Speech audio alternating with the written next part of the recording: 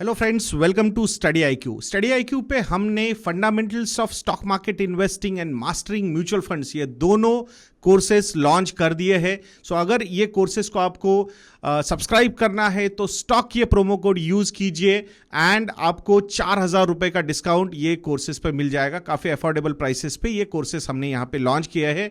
आशा करूंगा आप जरूर उनको सब्सक्राइब करोगे। सुप्रभातम सुप्रभातम। आज की ताजा खबर में एक नया अपडेट है, मतलब एक स्ट्रक्चर्ड वे से आज की ताजा खबर लेने की कोशिश आज से हम शुरुआत करने वाले हैं। बुद्ध पूर्णिमा की आप सभी को बहुत बहुत बहुत सारी शुभकामनाएं। सो स्ट्रक्चर कैसे रहेगा ये मैं पहले आपको बता दूं। तो पहले हम बात करेंगे global markets and Indian markets पे, मतलब नॉर्मल अपडेट रहेगा जिसमें मार्केट्स में क्या हुआ है इंडेक्स पॉइंट ऑफ व्यू से, ब्रेंट क्रूड कहाँ पे है, जीसेक गवर्नमेंट सिक्योरिटीज कहाँ पे ट्रेड हो रही है। उसके बाद इंडिया के मार्केट कैप जीडीपी रेशियो के बारे में भी बातें होंगी। निफ्टी एंड सेंसेक्स के पी रेशियोज को भी हमने इंक्लूड किया है यहाँ पे। देन हम करेंसी एंड डॉलर इंडेक्स के बारे में यहाँ पे डिस्कशंस करेंगे। Dollar and Indian rupee overall point of view से ये बात होगी। देन इकोनॉमी कैसे चल रही है, उसमें jobs related, inflation related, interest rate related कोई चीजें है क्या, उसके बारे में भी बात करेंगे। एंड देन लास्ट में कंपनी स्पेसिफिक जो न्यूज है वो हम समझने की कोशिश यहाँ पे करेंगे। एक स्ट्रक्चर देने की कोशिश हमने इस आज की ताजा खबर को यहाँ पे की है। तो ग्लोबल मार्केट्स के साथ शुरुआत करते हैं। तो यूएस मार्केट्स जो थे फ्राइडे को काफी अच्छे पोजीशन में थे, अराउंड 1.47 टू 3.82% तक। ब्रॉडर लेवल पे हमने मार्केट्स में एक रैली देखी थी। कोई स्पेसिफिक रीजन था क्या? I seriously doubt there was any specific reason. So overall, जिस तरीके से मार्केट्स नीचे गए हैं, तो in a way they call it as a relief rally, something like that has happened in the market. Brent crude की अगर हम बात करते हैं तो 111-112 डॉलर के बीच में करंटली ब्रेंट क्रूड ट्रेड हो रहा है, मतलब इलेवेटेड लेवल्स पे ही ये ट्रेड हो रहा है। Major reason for Brent crude going up is कि यूरोपियन यूनियन रशिया पे इंपोर्ट, रशियन ऑयल के इंपोर्ट पे बैन करने की बातें वहां पे बहुत ही ज्यादा एग्रेसिवली शुरू हो चुकी है। दो there was some positive news which we got from our sources. So वो ऐसा माना जा रहा है कि शायद फ्रांस के जो प्रेसिडेंट है मिस्टर मैक्रोन, वो शायद इन दोनों के बीच में बातें करवा सकते हैं, Zelensky and mister Putin, and ultimately this war can and. ऐसी खबरें हैं। अब वो कितनी सही है कितनी गलत है ये आने वाला समय हमें बता देगा। अगर वो हो जाएगा तो that would be really good, because India का सबसे बड़ा पेन पॉइंट है क्रूड ऑयल। अगर वो ठीक हो गया तो लाइफ जिंगा लाला। देन यूएस 10 ईयर जिसे यील्ड बाहुबली इज एट 2.94%, तो बाहुबली थोड़ा सा ऊपर गया है। That could be one of the reasons. Normally जब जिसे की डिमांड बहुत ज्यादा बढ़ती है तो यील्ड्स नीचे आ जाती है, और यील्ड्स थोड़ी सी ऊपर अगर यहाँ पे हुई है, मतलब नीचे आके ऊपर गई है, मतलब some kind of profit booking, typical institutional investors की चीजें चलती रहती है, और इंटरेस्ट रेट हाइक के एक्सपेक्टेशन है उसके हिसाब से थोड़ी बहुत वॉलेटिलिटी जीसेक में भी चलती रहेगी। That's what has happened in US G Sec. India की 10 year G Sec yield is at 7.32%। आज बुद्ध पूर्णिमा होने की वजह से कैपिटल मार्केट में डेड पोर्शन, मतलब बैंक्स आरबीआई वगैरह बंद है, that's why there will be no trading in G Sec, but markets, stock markets are open, तो वहां पे ट्रेडिंग चलती रहेगी। इंडिया का market cap to GDP ratio की अगर हम नंबर देखते हैं तो 102% पे है।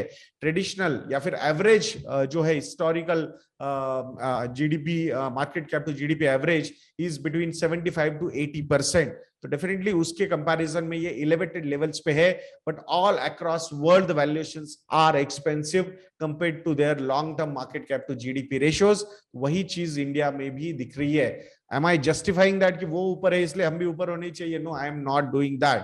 But there are two types of correction. One is price correction, one is time correction. So Indian markets can go through some kind of time correction, जिसमें थोड़ा बहुत प्राइस करेक्शन भी हो सकता है, या हो सकता है वो ऑलरेडी 15% से ऊपर का हो चुका है। So that's how we should look at these numbers.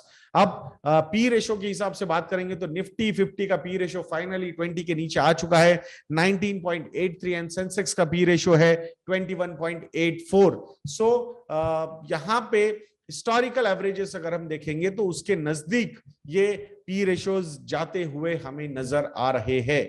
आने वाला समय बताएगा हमें कि जो प्राइस करेक्शन और टाइम करेक्शन की बातें हमने यहाँ पे की है, तो शायद ईपीएस की इंप्रूवमेंट दो लास्ट फाइनेंशियल ईयर में जो 40% से ईपीएस इंप्रूव हुआ है, उतना तो इस साल होना मुश्किल है because of the talks of global slowdown, जिसका कपलिंग इफेक्ट इंडिया पे भी होता हुआ नजर आ रहा है। दैट्स व्हाई रेटिंग एजेंसीज हो या फिर आरबीआई हो, जीडीपी के ग्रोथ को या जीडीपी के ग्रोथ फोरकास्ट वो नीचे लेके आ रहे हैं, तो वो इंपैक्ट रहेगा। But still 15 to 20% profit growth is possible in Indian market. So देखते हैं करेंसी एंड डॉलर इंडेक्स के बारे में अगर हम बात करते हैं तो रुपी इज एट 77.45 पर डॉलर। ये इलेवेटेड लेवल्स पे ही नजर आ रहा है। आरबीआई का इंटरवेंशन एट राइट टाइम ये होता हुआ दिख रहा है।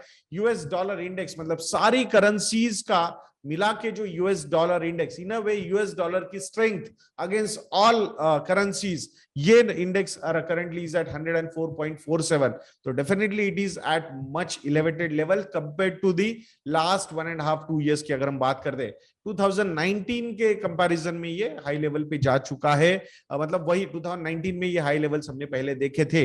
अब डॉलर की जो स्ट्रेंथ है ये अल्टीमेटली वर्ल्ड इकोनॉमी को थोड़ा सा स्लो डाउन में लेती हुई नजर आ रही है। क्यों ऐसा क्यों हो रहा है? Because everybody is finding out safe havens in US dollar. तो पैसा जो जा रहा है इंस्टीट्यूशनल इन्वेस्टर्स का वो यूएस डॉलर में ही, मतलब जब भी अनसर्टेन टाइम्स दुनिया में बहुत ज्यादा हो जाते हैं तो रिजर्व करेंसी बोल के डॉलर को देखा जाता है। So automatically demand of dollar goes up. अगर आप यूरो के कंपैरिजन में डॉलर को देखोगे, अगर आप स्विस फ्रैंक के कंपैरिजन में डॉलर को देखोगे, तो दोनों जगह पे ये अच्छी स्ट्रॉन्ग पोजीशन पे जाके खड़ा हुआ है। स्विस फ्रैंक को नॉर्मली माना जाता है the safest currency, but this time dollar is looking like more safer compare to even Swiss franc also.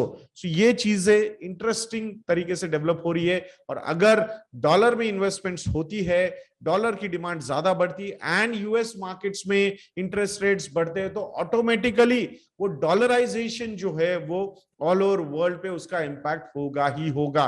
क्योंकि अगर डॉलर टर्म में इंटरेस्ट रेट ऊपर चले जाएंगे, so then the other currencies वो खुद को डोमिनेट पोजीशन में या फिर स्ट्रॉन्ग पोजीशन में रखने के लिए उन कंट्रीज के सेंट्रल बैंकर्स को भी इंटरेस्ट रेट्स बढ़ाने होंगे, एंड इंटरेस्ट रेट्स बढ़ाना is going to be affecting the GDP growth. So everything is linked. ये जो इक्वेशन है आज एक नोट में इसकी साइकिल समझाने की कोशिश में आप लोगों को जरूर करूंगा। सो ट्विटर पे अगर आप मुझे फॉलो करते हैं तो आपको वो नोट जल्द ही मिल जाएगी।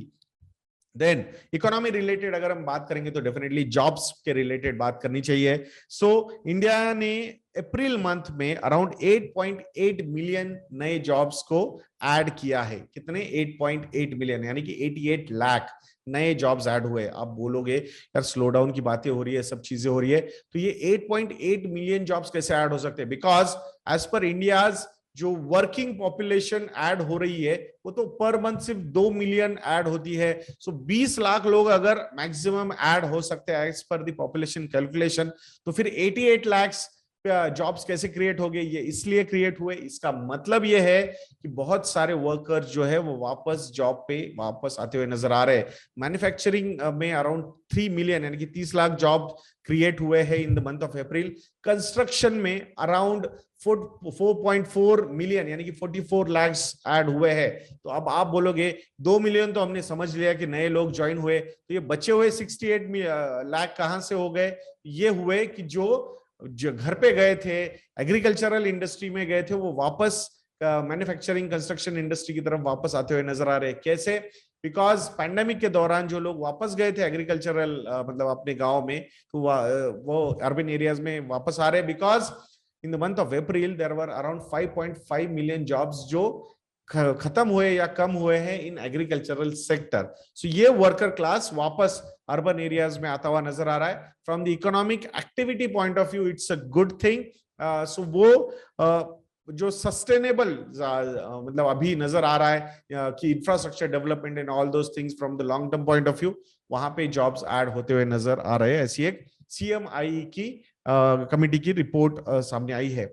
एचसीएल टेक के बारे में एक न्यूज है regarding job creation only. So HCL take to double headcount in near shore locations in 3 to 5 years.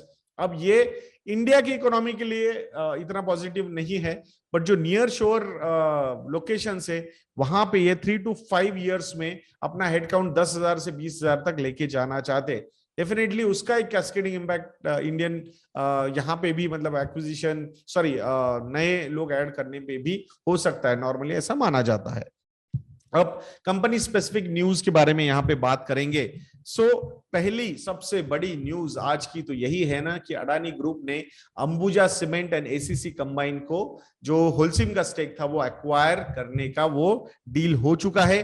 $10.5 billion की ये इन्वेस्टमेंट रहेगी। Around 1.3 to 1.5 billion Adani family खुद से डालेगी। कुछ इक्विटी स्टेक जो है वो मिडिल ईस्ट का एक ग्रुप है जो अडानी का ग्रुप के साथ काफी क्लोजली काम करता है, वो भी इन्वेस्टमेंट वहां पे करने वाले हैं इक्विटी पॉइंट ऑफ व्यू से। अराउंड $4.5 बिलियन के जो लोन्स है वो लोन्स आने वाले हैं Standard Chartered, Deutsche Bank and Barclays, इनसे वो आने वाले हैं।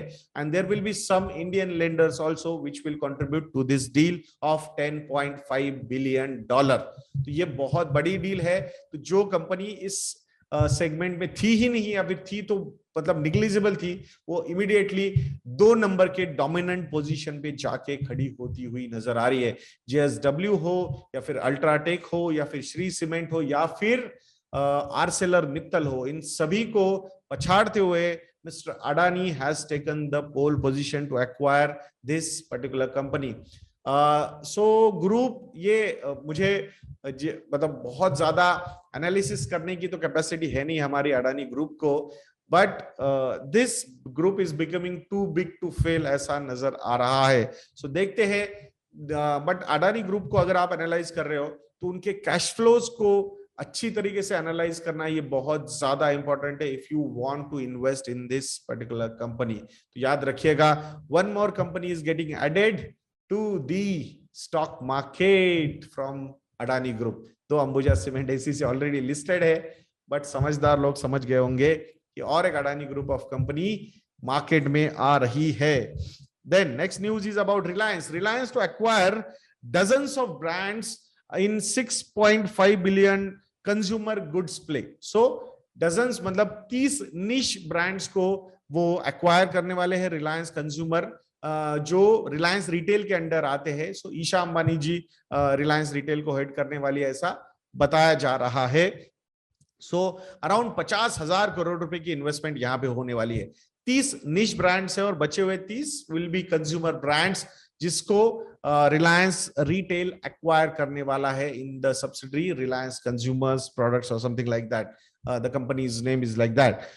एक एग्रेसिव पुश डिमांड जिसकी बहुत ज्यादा होने वाली है, उसमें रिलायंस ग्रुप की तरफ से आती हुई नजर आ रही है वो इन्वेस्टमेंट। आप लोगों को पता है जिस तरीके से क्रूड के प्राइसेस बढ़े हैं, जिस तरीके से मार्जिन इस कंपनी के इंप्रूव हुए हैं, कैश फ्लो बहुत ही जबरदस्त तरीके से इंप्रूव हुए, and that's how they are going to use these cash flows in the subsidiaries, ऐसा लग रहा है। राइट टाइम राइट प्लेस चीजें होती हुई नजर आ रही है रिलायंस के लिए। इंटरेस्टिंग है, माना जा रहा है कि शायद दिसंबर महीने तक रिलायंस रिटेल या जियो का आईपीओ आ सकता है। In next 1 or 2 years this company Reliance Retail is going to be a listed entity. अब जो आईपीओ आने वाला है, ऐसा माना जा रहा है this is going to be the biggest IPO of Indian capital market. Currently हमने 21,000 करोड़ का एलआईसी का आईपीओ ऑलरेडी देख लिया है, उसको भी ये आईपीओ बीट कर सकता है इन दी साइज, ऐसा माना जा रहा है। देखते हैं। पेटीएम के बारे में बात करेंगे। Paytm lending business records annualised run rate of 20,000 crore, ऐसी न्यूज है। तो क्या 20,000 करोड़ का उन्होंने लोन किया है? नहीं, वो एनुअलाइज्ड बोल रहे हैं। Last month the loan was around 1,600+ crore rupees. अच्छा, ये लोन्स इन्होंने अपनी बैलेंस शीट से नहीं दिए हैं, ये लोन्स उन्होंने अपनी लेंडिंग पार्टनर्स जो बैंक्स हैं उनके साथ मिलके दिए। Definitely they are bringing new loans to the bank, but they are working as an aggregator. ये कमीशन ओरिएंटेड बिजनेस पे फोकस है। तो ऐसा बिल्कुल मत समझिएगा। बीच में भी जब कंपैरिजन हुआ था पेटीएम का एंड बजाज फाइनेंस का, जो उनके ही प्रमोटर ने किया था, फाउंडर ने किया था, that was not right. Bajaj finance balance sheet पे लोन देता है और पेटीएम लोन्स मतलब कमीशन के लिए देता है, मतलब they get commission for those loans. तो ये there is a huge difference between these two place. Good thing, but वो एग्रेसिवली नए मतलब बोरोवर्स को ला रहा है मार्केट में, तो it's a good thing. I am not doubting that, and the kind of growth numbers we are seeing in their this typical lending business, jo in a way they are working as an aggregator, so it's a positive thing, so nothing negative in that, but don't consider think कि अरे Paytm ने 20,000 करोड़ के loan दिए, नहीं, Paytm ने 20,000 करोड़ के loan avail करके दिए हैं, so they have acted as an agent in a way for these banks, तो ये हमने यहाँ पे समझना चाहिए। so ये लोन्स उनके बैलेंस शीट से नहीं गए हैं। there is a news regarding MSCI index. तो ये क्या न्यूज है? तो एमएससीआई का जो ग्लोबल इंडेक्स है उसमें 4 इंडियन स्टॉक्स ऐड हुए हैं, AU small finance bank, Tata Elxsi, JSPL and Adani power, और एक स्टॉक है जो एग्जिट हुआ है यहां से, वो है एचडीएफसी एएमसी। तो ये स्टॉक्स डेफिनेटली अगर एमएससीआई ग्लोबल इंडेक्स में ऐड होते हैं तो 31 मई से वो इंक्लूड होने वाले हैं। So definitely there will be good inflows between $50 million to $200 million तक के आ सकते हैं इन कंपनीज में, तो positive news for the all these companies. अब इंडिया इंडेक्स भी है एमएससीआई का, वहां पे भी 3 एडिशंस हुए हैं, bank of Baroda, Cholamandalam investment and JSPL, यानी जेएसपीएल एमएससीआई ग्लोबल इंडेक्स में भी ऐड हुआ है एंड एमएससीआई इंडिया इंडेक्स में भी ऐड हुआ है, और दोनों जगह से एचडीएफसी एएमसी एक्सक्लूड हुआ है, global index also and India index also. अब बात करते हैं एसबीआई की। तो एसबीआई के रिजल्ट्स आ चुके हैं, quarterly results, highest ever all time high profit for a quarter 9,113 crore rupees का एसबीआई ने दिया है, 41% की ये जंप है year on year. Healthy growth in core banking income हुआ है कंपनी के लिए। Net interest income grew by 15.3%, कितना 15.3%, और जो प्रोविजन है वो यहाँ पे डिक्लाइन हुए हैं, इसका मतलब एसेट क्वालिटी जो है वो इंप्रूव हुई है स्टेट बैंक ऑफ इंडिया के लिए, बट एनालिस्ट लोगों के एक्सपेक्टेशन के हिसाब से कुछ ये नंबर्स कम है। So you can ignore these things, what matters कि एसेट क्वालिटी इंप्रूव हो रही है, ग्रोथ हो रही है, numbers could be here and there, थोड़ा बहुत इधर उधर चलता है, सो मुझे लगता है उसमें ज्यादा कॉन्शियस होने की जरूरत नहीं है। Gross NPA numbers are at 3.97%, then अगर लास्ट क्वार्टर के हम कंपैरिजन करते हैं तो दे वर एट 4.5%। अगर लास्ट ईयर Q4 FY21 की बात करते हैं सो ग्रॉस एनपीएस वर 4.98%, नेट एनपीए के नंबर्स 1.02% पे है। सो दोनों कंपैरिजन में सिक्वेंशियल हो या ईयर ऑन ईयर यहाँ पे एक अच्छा खासा फॉल हमने देखा है। डोमेस्टिक नेट इंटरेस्ट मार्जिन ये जो नंबर है वो 3.4% का है। So overall the numbers are good, asset quality has improved, gross NPA net NPA numbers have gone down, so it's a positive thing. So ऐसा हो सकता है मार्केट में बहुत ज्यादा सो कॉल्ड एस्टिमेट से नीचे आए, सो इसकी थोड़ी सी रट ज्यादा लगाई जाएगी, बट ओवरऑल मुझे लगता है काफी अच्छे ये नंबर से। बंधन बैंक के Q4 FY22 के नंबर्स भी आए हैं, प्रॉफिट तो मल्टीफोल्ड ग्रो हुआ है 1,902 करोड़ रुपीस का, thanks to the lowest amount of provisioning. अगर हम देखते हैं तो मात्र 4 करोड़ 70 लाख रुपए, कितना 4 करोड़ 70 लाख रुपए की प्रोविजनिंग हुई है इन दी लास्ट क्वार्टर, मार्च 2022 का मैं बोल रहा हूं। अगर एक साल पहले यही प्रोविजनिंग 1,507 करोड़ रुपए की थी, तो यहाँ पे एसेट क्वालिटी जो है वो बहुत बढ़िया तरीके से इंप्रूव होती हुई नजर आ रही है। नेट इंटरेस्ट इनकम 38%, 38% से यहाँ पे ईयर ऑन ईयर ग्रो हुआ है to 964 crore rupees. Asset quality की अगर हम बात करते हैं तो gross NPAs are 6.46%, last quarter में ये नंबर 10.48% का था, तो 4% से ग्रॉस एनपीएस नीचे आए हैं, that's a big positive. Year on year also from 6.81% to 6.46% तक ग्रॉस एनपीएस आए। नेट एनपीएस की अगर हम बात करते हैं तो 1.66% पे नेट एनपीएस है, from 3.01% to 1.66%, it's a big relief for the bank, there is no doubt about that. And net interest margins have actually improved to 8.7% from 7.8% in December 2021. तो हर एक एंगल से बंधन बैंक के भी नंबर्स काफी अच्छे यहाँ पे आते हुए हमने देखे हैं। सो कैसा लगा ये आज की ताजा खबर का एपिसोड, ये कमेंट सेक्शन में लिखना मत भूलिएगा दोस्तों। ऐसे वीडियोस के लिए चैनल पे बने रहिए और नेक्स्ट वीडियो तक के लिए मुझे आज्ञा दीजिए दोस्तों। जय हिंद।